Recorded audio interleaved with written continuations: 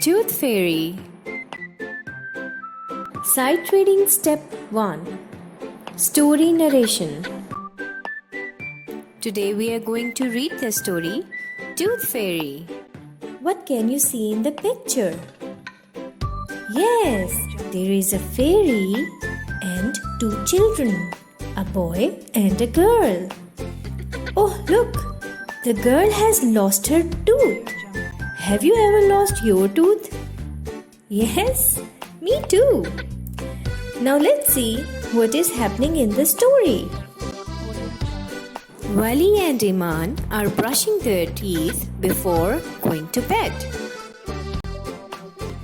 Iman says, Look, Wali, I have a loose tooth. Wali looks up inside her mouth to see the loose tooth.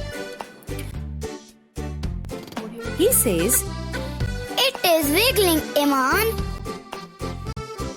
Dad peeps into the bathroom and says, It will fall out soon. The next day, while playing in the toy room, Iman's loose tooth falls off. She shows her tooth to Wali. Then she wraps it in a handkerchief and keeps it in her pocket. Wali tells her to keep the tooth under her pillow at night. Mom smiles. Iman wakes up in the morning and screams with joy. Look, Wali, there is a gift under my pillow. I think the tooth fairy came last night. Iman shares her gift with Wali. Mom and Dad looked at each other with a big smile. I hope you enjoyed the story. I enjoyed it too.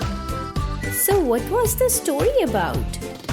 Yes, it was about Tooth Fairy. Iman lost her tooth and her brother Wali asked her to keep the tooth under her pillow. What do you think? Why did he ask her to do that? Yes, because they thought that a tooth fairy will come at night.